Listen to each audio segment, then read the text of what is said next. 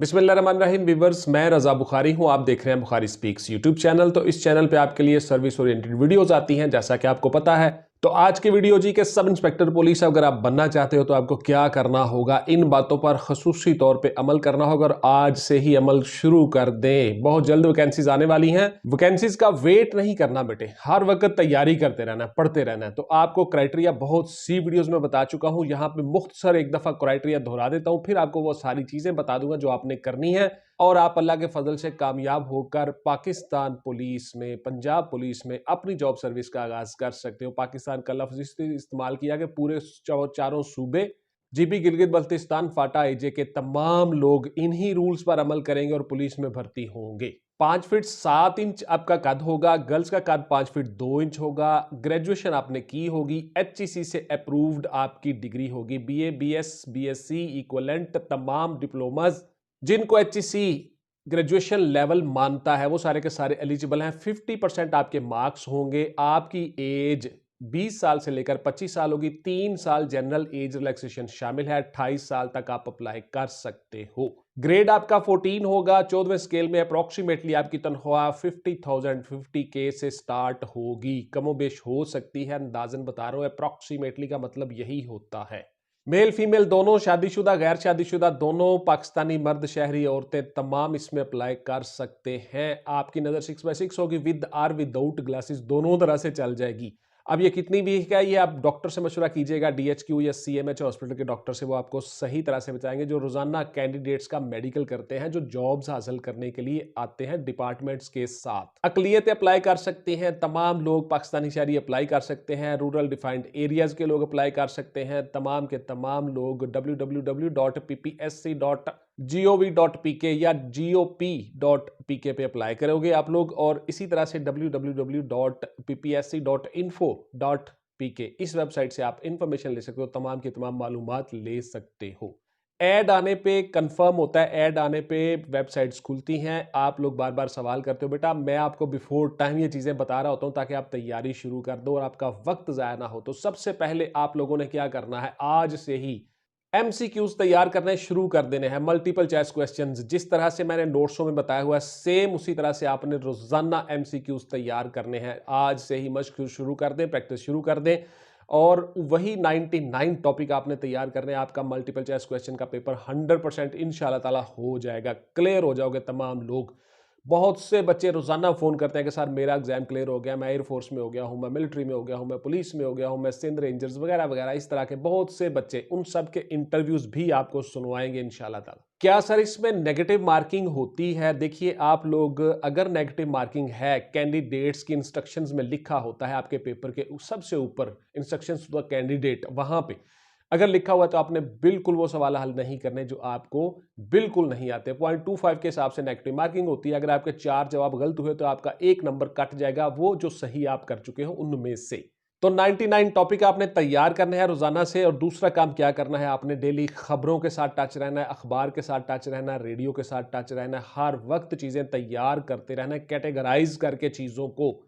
और वो जो 99 टॉपिक हैं डॉन नोट्स में बताए गए, उन पे काम करना है। इसके साथ साथ जो आपको 66 ममालिक का मैंने क्राइटेरिया बताया हुआ है कि इन ममालिक को जरूर आपने करना है और उन ममालिक की 6 चीजें आपने जरूर याद कर लेनी है, वो भी साथ साथ करनी है। दुनिया में जितने अहम इवेंट्स हो रहे होते हैं उन सब की डिटेल एक अलग से आपने बनानी है, सेट पैटर्न रजिस्टर बना लेने हैं। जिस तरह से मैंने आपको चीजें बताई हुई हैं, गाइडलाइन दी है, उसी तरह से आपने चलना है और उन रजिस्टरों के ऊपर करंट इश्यूज, करंट अफेयर्स 2 हिस्से बना लेने हैं। पहले हिस्से में आप पाकिस्तान अफेयर्स के बनाओगे और दूसरे हिस्से में वर्ल्ड अफेयर्स या करंट वर्ल्ड अफेयर्स के हिस्सा बनाओगे। उसमें आप सारी चीजें नोट करते जाओगे। मसलन कल तुर्की में जो जलजला आया है उसमें कितनी हलाकतें हुई, कब आया था, दिन क्या था, डेट क्या थी, वक्त क्या था और रेक्टर स्केल पर उसकी शिद्दत क्या थी, ये सारी चीजें साथ साथ नोट करनी है।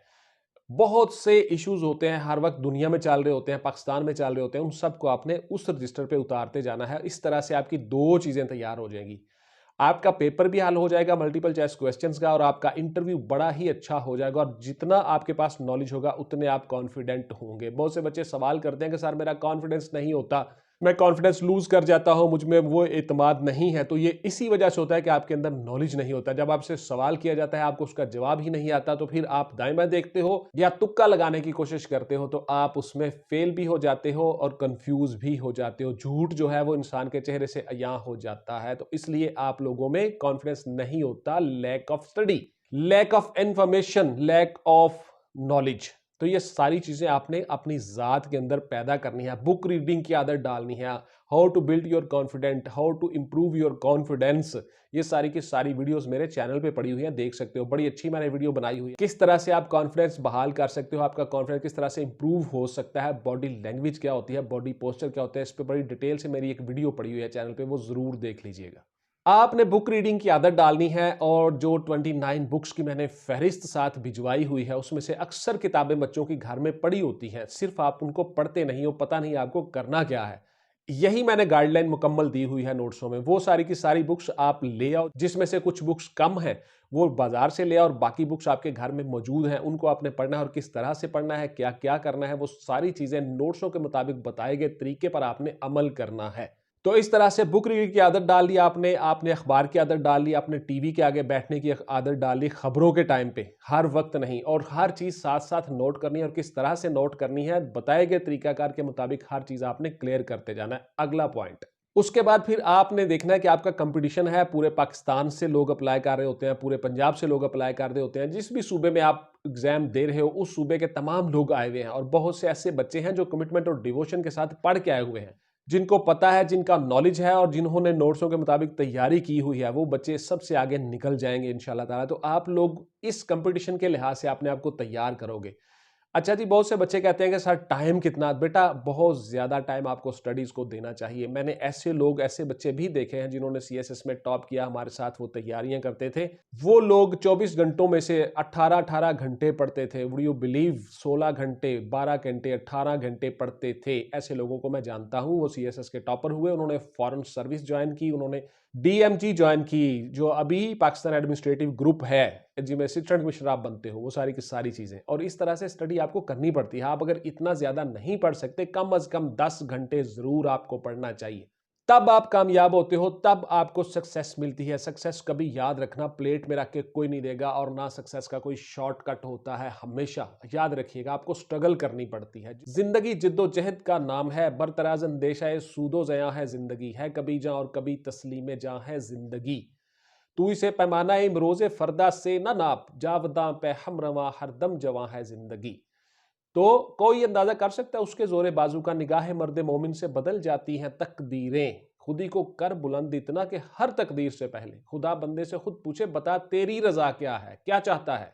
तो इकबाल कहते हैं कि अपने आप को इस काबिल बना लो, इतनी मेहनत करो कि आपको खुद ब खुद हर चीज आपके पास आए। जो पाकिस्तान में सीएसएस में टॉप करते हैं, पीसीएस में टॉप करते हैं, वो भी आप जैसे बंदे ही होते हैं। सिर्फ और सिर्फ मेहनत करनी है, अपने कॉज पे नजर रखनी है, और अपने आप को इस काबिल बनाना है कि लोग खुद आपसे पूछें कि बताएं जी किस ग्रुप में आपने जाना है। इस कदर अपने आप को तैयार करना है, मेहनत करनी है। इकबाल का मकसद ही यही है कि खुद ही को आप इतना बुलंद कर लो कि अल्लाह मियाँ खुद आपसे पूछे कि बताओ क्या चाहता है, तेरी रजा क्या है, तू क्या चाहता है। तो इसलिए आपने इस लिहाज से तैयारी करनी है। अगला पॉइंट देखिए, आपने तैयारी अच्छी तरह से कर ली, सारा कुछ कर लिया, अब आपका आ गया पेपर अटेम्प्ट करना, पेपर प्लान, पेपर किस तरह से आपने हल करना है, ये बहुत जरूरी है जी। पेपर प्लान आपका क्या है, आपने पेपर में किस तरह से तैयारी करनी है, पेपर को अटेम्प्ट कैसे करना है, पेपर वाले दिन क्या क्या काम करना है, इस पे मेरी डिटेल से वीडियो पड़ी हुई है कि आपने पेपर हल कैसे करना है। एक तो उसको देख लीजिएगा, दूसरा यहां पे कुछ चीजें आपको बता देता हूं। देखिए, सबसे पहले आपका जो मल्टीपल चॉइस क्वेश्चंस का पेपर होता है, उसमें अगर नेगेटिव मार्किंग है तो आपने वो सवाल हरगिज हल नहीं करने जो आपको नहीं आते। आप लोगों ने एक दफा 1 से लेकर 100 तक तमाम सवाल हल करते जाना है, जो आपको बिल्कुल पता है, कंफर्म है, पेट जवाब है, वो जवाब लिखते जाना है, और उसी मुतलका खाने में लिखने का गलती नहीं करनी। दूसरी अटेम्प्ट में आप वो सवाल हल करोगे जो आपको 50% तक आते हैं, और 50% डाउट है, आप समझते हो कि हाँ ये इसका जवाब हो सकता है, मैंने कहीं पढ़ा हुआ है, मुझे याद है, वो सवाल हल करने हैं। उसके बाद थर्ड अटेम्प्ट में वो सवाल हल करने हैं जिन पे आपको 75% तक डाउट है, 25% आपको आते हैं, आपको अंदाजा है कि इसका जवाब ये हो सकता है, ये मोस्ट अप्रोप्रिएट जवाब है इन चारों ऑप्शंस में से। अगर आप गौर करें तो उन चार ऑप्शन में से एक जवाब आपको क्लियर कट नजर आएगा। एक जवाब बिल्कुल इररेलेवेंट होगा, दो क्वेश्चन जो दो जवाब उसके जो है वो उसके साथ अटैच होंगे, लेकिन वो किसी ना किसी रेफरेंस से गलत होंगे, डेट या दिन के हिसाब से या किसी और हिसाब से। तो आप अंदाजा लगा लोगे कि ये वाकया जो ये पूछ रहा है ये फलां दिन फलां साल को हुआ था, इसका जवाब ये हो सकता है, तो आपको जवाब मिल जाता है। लेकिन वो सवाल आप बिल्कुल हल नहीं करोगे जिनका आपको बिल्कुल आइडिया नहीं है, अंदाजा नहीं है, आपने सुने ही पहली दफा या देखे ही पहली दफा है, अगर नेगेटिव मार्किंग है तो इस तरह से आपने मुतलका खाने में बबल को फिल करना या टिक करना है, और मुतलका खाने में ही जवाब लिखना है और उसी सवाल का जवाब लिखना है जो आप पढ़ रहे हो, और 3-4 अटेम्प्टें लेनी है 1 से लेकर 100 तक। ये मैंने डिटेल से वीडियो बनाई हुई है, मेरे चैनल पे पड़ी है, आप देख लीजिएगा आपने पेपर किस तरह से हल करना है, उसमें बहुत से पॉइंट्स मैंने आपको बताए हुए हैं। तो इस तरह से आपने तैयारी करनी है जी। और दो चीजें और खास कर जहन में रखें, एक टाइम टेबल शेड्यूल बनाना है, रोजाना पढ़ना भी है साथ साथ, और साथ साथ बॉडी पे भी काम करना, ये बड़ा जरूरी है। आपकी चेस्ट मेजर होगी, आपका कद मेजर होगा, आपकी दौड़ रनिंग पुशअप होती है हर हर जॉब के लिए। अगर फर्ज किया इसमें नहीं होती सब इंस्पेक्टर में, देन भी आपकी चेस्ट मेजर होगी, आपका कद मेजर होगा, 5 फीट 7 इंच आपका कद होना चाहिए। तो आपकी चेस्ट जो है वो 33-34 इंच होनी चाहिए। तो आपका मेडिकल साथ लगेगा, एमएस साहब से करवा के आप डॉक्यूमेंट्स के साथ भिजवाओगे। तो इस तरह से सिर्फ पढ़ना नहीं है बल्कि बॉडी पे भी काम करना है, दोनों तरह से आपने काम करना है, आप इंशाल्लाह कामयाब हो जाओगे। ये सब इंस्पेक्टर पुलिस क्या, आप सीएसएस कर जाओगे, पीसीएस पीएमएस कर जाओगे। तो इंशाल्लाह ताला आपको बाकी साथ साथ चीजें बताता जाऊंगा। आज की वीडियो में इतना ही, गौर से देख लीजिएगा इसको, और जिस चीज को आप दोबारा से देखना चाहते हो उसको रिवाइंड करके दोबारा से देख लो, पॉज कर लो वीडियो को, लिख लो चीजों को, आपने इन पे जरूर अमल करना है। जिन बच्चों को सवाल करने होंगे यूट्यूब कमेंट में सवाल करेंगे, वहां पे मैं जवाब देता हूं जब भी मुझे टाइम मिलता है। व्हाट्सएप पे कोई सवाल नहीं करेंगे, मेरे पास इतना टाइम नहीं होता। व्हाट्सएप पे सिर्फ आप नोट्स लेने के लिए आओगे। थैंक यू वेरी मच, इंशाल्लाह मिलेंगे अगली वीडियो में। टिल देन टेक केयर, अल्लाह हाफिज एंड गुड बाय। पाकिस्तान जिंदाबाद।